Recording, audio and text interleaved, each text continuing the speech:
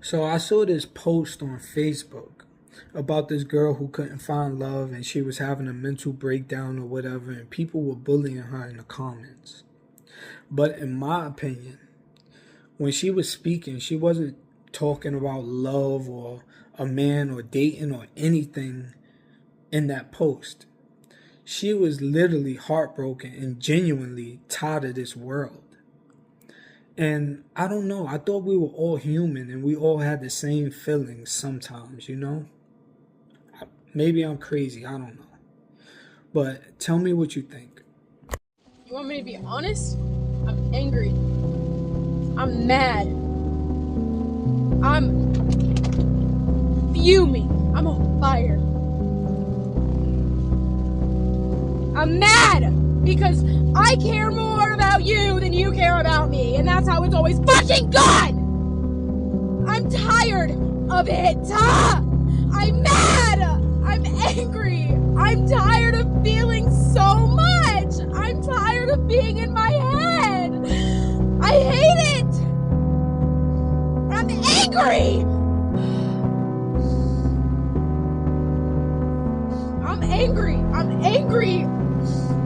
And no matter how much I try to let go of it and give it to God, it's still so heavy. I feel hopeless. I feel humiliated. I'm embarrassed. I'm confused. And I can't ask for help. I'm over it, bro. I'm sick of this. I'm sick of this. I'm sick of this. Sick of this. I don't want to feel anymore.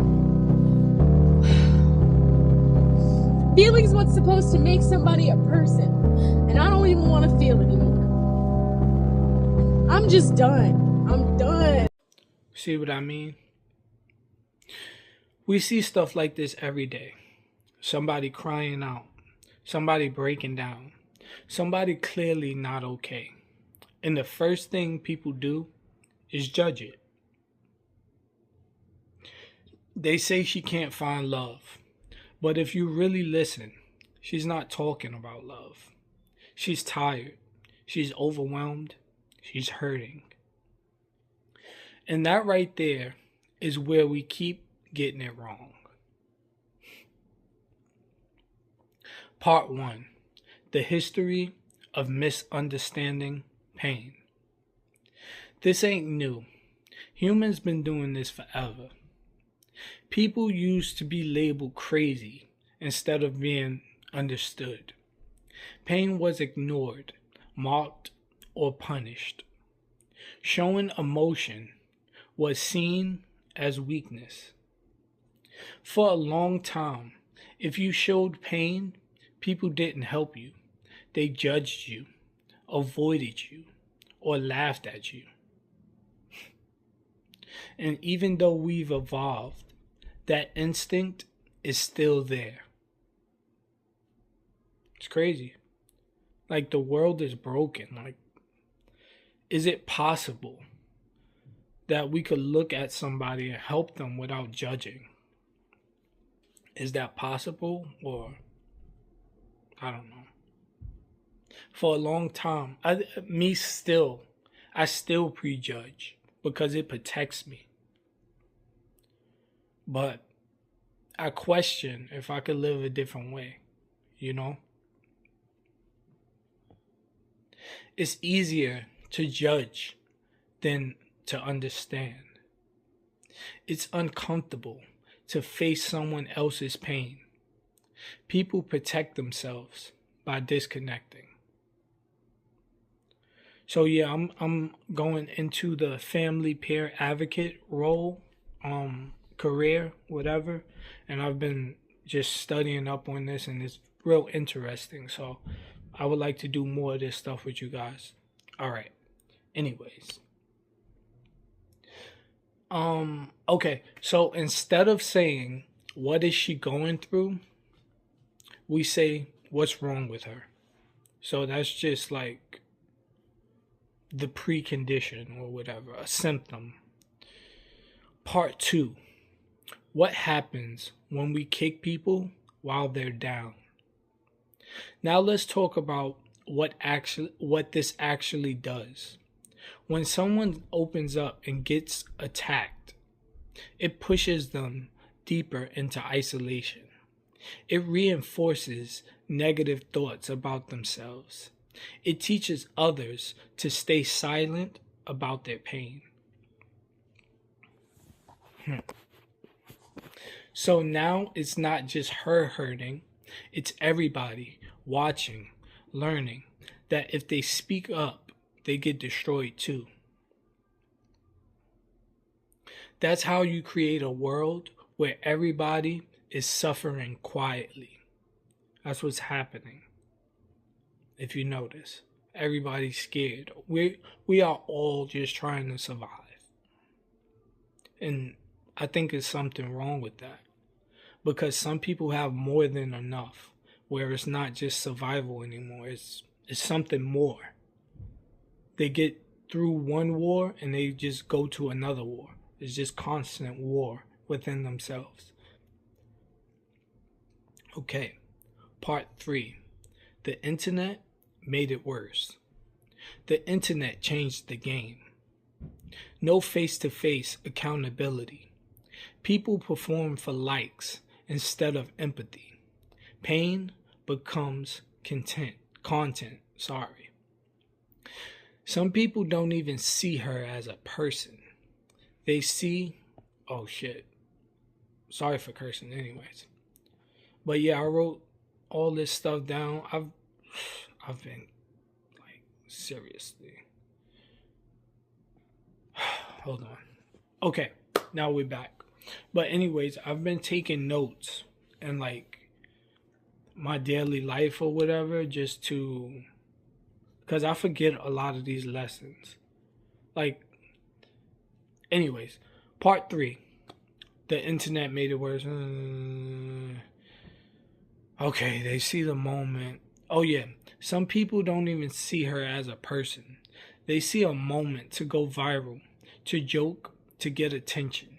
And that's dangerous because now compassion gets replaced with entertainment. Cool, right?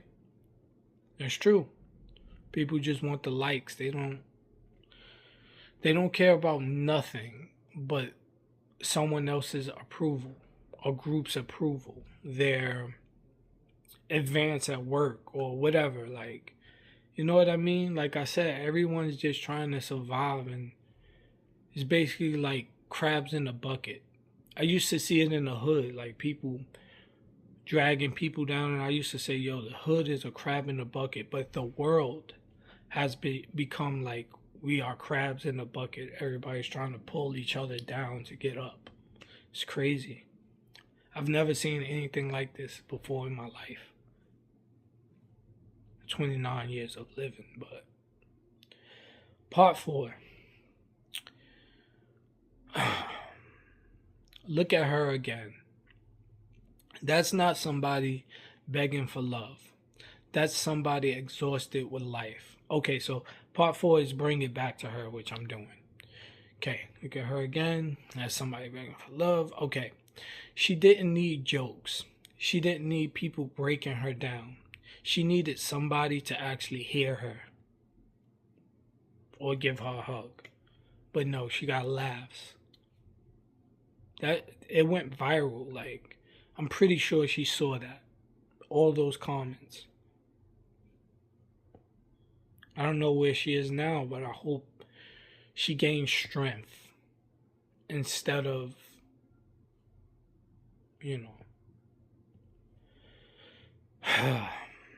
Part 5, the lesson, what we should do instead. Here's the part we got to learn. You do not need to understand someone to show compassion. You don't know their story. You don't know what they've been through. You don't know what they're carrying. But you can still choose how to respond. Instead of judging, mocking, assuming, choose listening, empathy, silence, if you don't have nothing kind to say. Sometimes the realest response is simple. Damn, I hope she's okay. Part 6. Why this matters.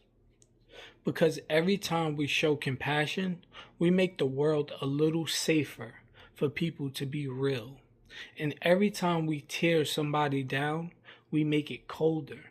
We make it harder for people to open up. We add weight to someone already struggling. Make sense?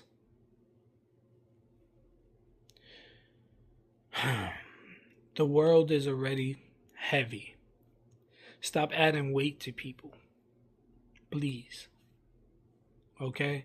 So if you could take anything from this, just make things lighter for people and not heavier. And don't judge harshly. There's no reason for that.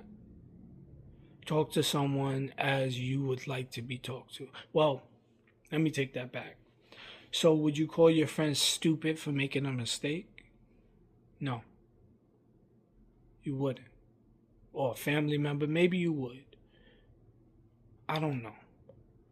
But just look into your heart, brother and sister, and ask yourself this question, or these questions.